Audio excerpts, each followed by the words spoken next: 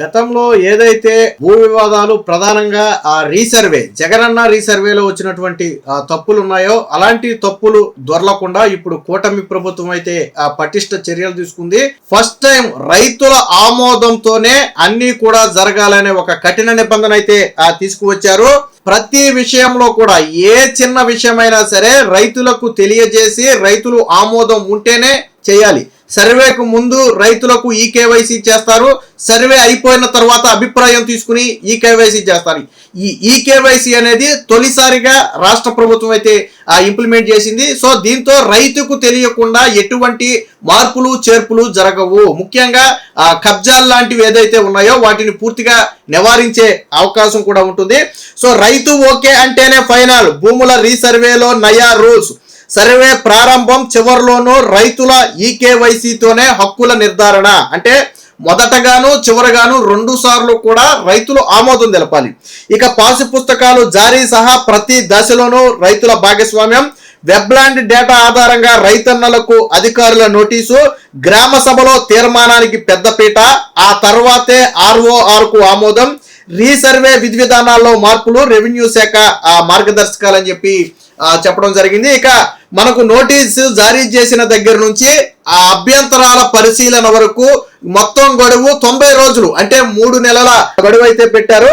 అలాగే resurvey data పరిశీలనకు గ్రామ సభ కూడా నిర్వహిస్తారు. అంటే ఎవరైతే సంబంధిత రైతులు ఉన్నారో ఆ రీసర్వే జరిగిన ప్రతి రైతుని కూడా గ్రామ సభకు పిలిచి ఆ గ్రామ సభలో మన భూముల వివరాలన్నీ కూడా స్పష్టంగా చెప్పి మనం ఎస్ అదంతా మా భూమి మాకు ఉంది అని వాళ్ళు అంగీకరించిన తరువాతే మళ్ళీ వాళ్ళతో ఈకేవైసీ తీసుకుని అప్పుడు తర్వాత ప్రాసెస్కి వెళ్తారు. దీనికోసం 12 రోజుల పాటు గ్రామ సభలు నిర్వహించాలని ఒక డెసిషన్కి అయితే వచ్చారు.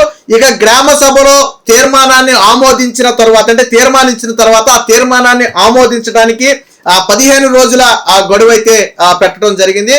సో ఇదే మొత్తంగా అంటే పూర్తిగా ప్రతి దశలో కూడా రైతు ఇన్వాల్వ్మెంట్, పట్టాదారు పాసుపుకు కలిగినటువంటి వ్యక్తి ఇన్వాల్వ్మెంట్ ఉండేటట్టుగా దీన్ని అయితే ప్లాన్ చేశారు. ఇక ఖచ్చితంగా ఇది ఒక శుభపరిణామం అని చెప్పొచ్చు.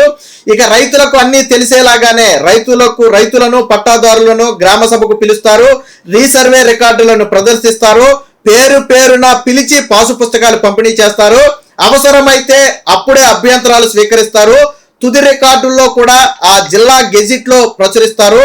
రీసర్వే ప్రారంభంలో తొలిసారి ఈకేవైసీ, సర్వే నిర్ధారణ తుది దశలో కూడా ఈకేవైసీ, 2 దశల్లో కూడా రైతుల అభిప్రాయమే ఫైనల్.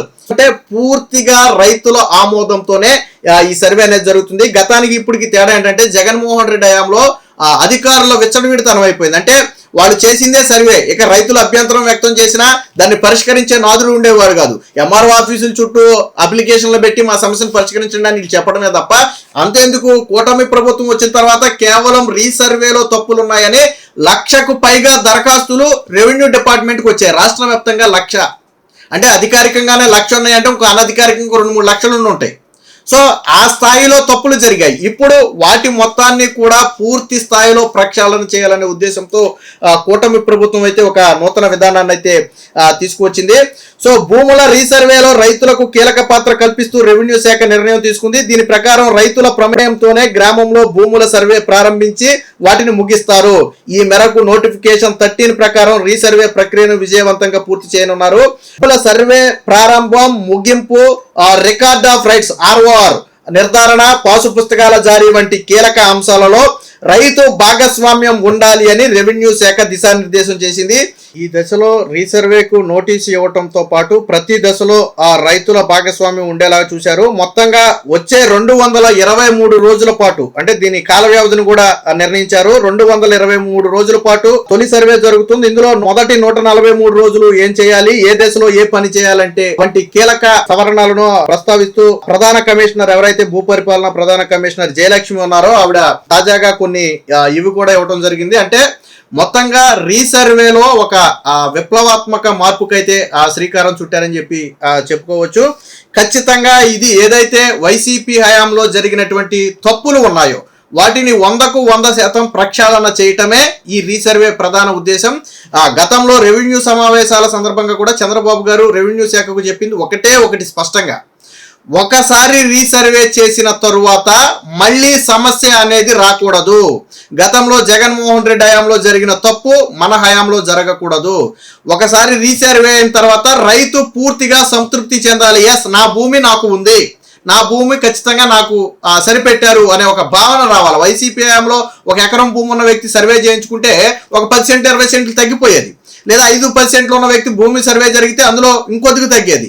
సో అది తగ్గేది అంటే ఎందుకు తగ్గేది అనేది అధికారులే చెప్పాలి, కానీ సమాధానం చెప్పేవాళ్ళు కాదు. రీసర్వే అయిపోయిన తర్వాత వైసీపీ చేసినటువంటి ప్రధాన తప్పిదం ఏంటంటే ఆ సవరణలు చేయలే. రీసర్వే తర్వాత వచ్చినటువంటి తప్పులను సవరించటం అనేది వైసీపీ పార్టీ చేయలేదు. అదే ఇప్పుడు అతిపెద్ద సమస్యగా మారింది. అందుకనే రాష్ట్ర వ్యాప్తంగా 1,00,000కు పైగా దరఖాస్తులు కేవలం వైసీపీలో జరిగిన జగనన్న రీసర్వేలో వచ్చిన తప్పులను సరిచేయాలని వచ్చాయి.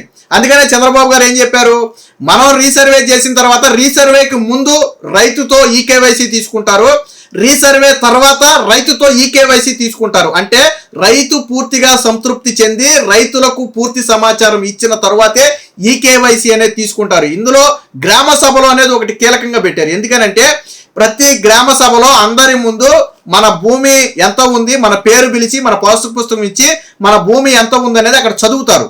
నీ భూమి నీకు ఉందని నువ్వు ఫీల్ అయినప్పుడు ఓకే, అది గ్రామ సభ ఆమోదంతో అయిపోతుంది. లేదు ఏదైనా తేడాలు వచ్చాయి అంటే అభ్యంతరాలు స్వీకరిస్తారు. అభ్యంతరాలు స్వీకరించిన తరువాత కూడా దానికి నిర్ణీత కాల వ్యవధిలోపు దాన్ని పరిష్కరించాలి. అసలు సర్వే మొదల నుంచి అభ్యంతరాల పూర్తి వరకు 90 రోజుల వ్యవధి. అలాగే గ్రామ సభ 1 రోజు 2 రోజులు కాదు, 12 రోజుల పాటు నిర్వహిస్తారు. ఎందుకంటే రైతుల సంఖ్య అనేది ఎక్కువ ఉండొచ్చు. సో 12 రోజుల పాటు ఈ గ్రామ సభలు అనేవి పూర్తి స్థాయిగా నిర్వహించి ఆ గ్రామ సభలలో ఆమోదం పొందిన తరువాతే దాన్ని ఆర్ఓఆర్ చేయడానికి తహసీల్దార్కి కావచ్చు లేదా ఆర్డీఓ కావచ్చు పంపటం అనేది జరుగుతుంది.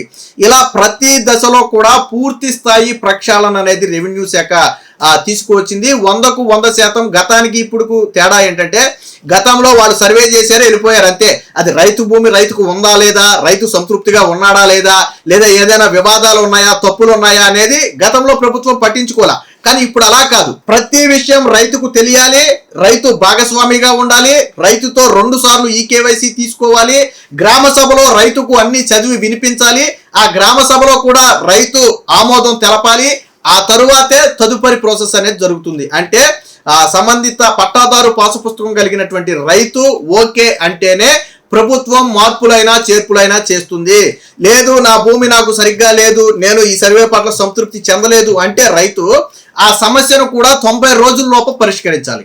ఏదైనా కాంట్రవర్సీ ఇష్యూ వచ్చినప్పుడు గ్రామ సభ లో ఉన్నటువంటి పెద్దలు తుది నిర్ణయం తీసుకుంటారు. అంటే అటు రైతుకి ఇబ్బంది కలగకుండా ఇటు ప్రభుత్వానికి ఇబ్బంది కలగకుండా ఒక మధ్యస్థ నిర్ణయం తీసుకుని తర్వాత ఆ ఇష్యూని అయితే క్లోజ్ చేయడం జరిగింది. సో మొత్తంగా ఇప్పుడు తాజాగా జరగబోయే రీసర్వే అనేది 223 రోజుల పాటు రీసర్వే అయితే జరుగుతుంది. దీనికి సంబంధించి అన్ని కూడా టెక్నాలజీ పూర్తి స్థాయిలో టెక్నాలజీ ఉపయోగించి ఎటువంటి తప్పులు రాకుండా చెయ్యాలి అనేది ప్రధానమైంది. గతంలో చంద్రబాబు గారు కూడా చెప్పారు, భూమితో రైతుకి కుటుంబంతో ఎలాంటి అనుభవం ఉంటుందో రైతుకి భూమితో కూడా అలాంటి అనుభవమే ఉంటుంది.